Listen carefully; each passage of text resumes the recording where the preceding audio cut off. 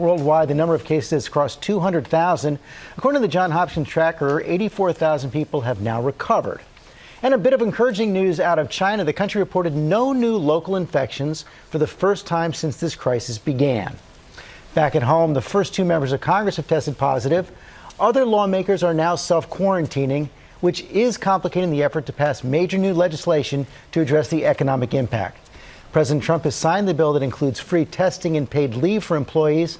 A massive $1 trillion-plus bill that will send checks to Americans and loans to businesses is being negotiated. And Dr. Jen Ashton and the Surgeon General both will be joining us live this morning to help guide us through the day's headlines. But we begin our coverage with Whit Johnson here in New York, where cases continue to escalate. Good morning, Whit. Michael, good morning to you. The federal government is now closing the U.S. border with Canada to all non-essential traffic, and there could be limitations on the border with Mexico as well. The Pentagon, meantime, is deploying 2 hospital ships to both coasts, including here in New York, as health officials warn of a potential overflow in patients.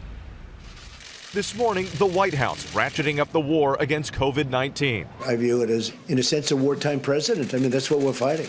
Adopting increasingly strict measures to limit the spread as the number of confirmed cases in the U.S. passes 9,400. We must sacrifice together because we are all in this together and we'll come through together. President Trump also asked why some high-profile people, including NBA players, seem to be getting access to the test more easily than other Americans. How are non-symptomatic professional athletes getting tests while others are waiting in line and can't get them? Do the well-connected go to the front of the line? Well, you'd have to ask them that question. I mean, I've read. No, I wouldn't say so, but perhaps that's been the story of life. That does happen on occasion. Overnight, the NBA commissioner defending the process, saying teams were following instructions from health officials. I understand from a public health standpoint why some people reacted the way they did, but I'd say from an NBA standpoint, we were following directives. On Capitol Hill, at least 2 members of Congress have now tested positive for coronavirus. Representatives Ben McAdams of Utah and Mario Diaz-Balart of Florida.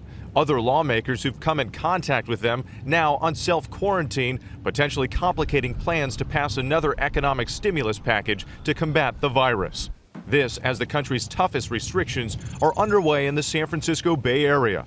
The new normal. Mobby Ellis among the nearly 7 million people under that 3-week shelter in place, now learning to homeschool her twins. We started online instruction starting yesterday, and we'll be having it for the next month. In New York State, the number of cases jumping into the thousands as non-essential businesses across the state are instructed to keep 50% of their workers at home.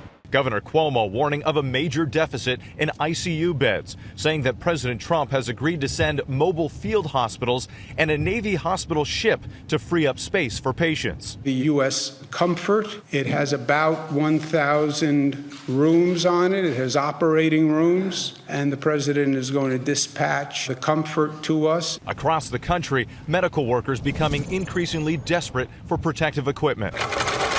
In Washington state, staffers at Providence St. Joseph Health stepping up, making surgical masks and face shields by hand. We started with that, one, because it's most critical, that we have some facilities that are very close to running out. Immigrations and Customs Enforcement announcing it will scale back apprehensions of immigrants to protect officers and reduce spread. Police departments in cities like Chicago and Philadelphia making sweeping operational changes. No longer jailing for nonviolent offenses as the coronavirus threatens to strain resources. The department is not turning a blind eye to crime. We will continue to enforce all laws. When we are on the other side of this health crisis, we will return back to normal operations.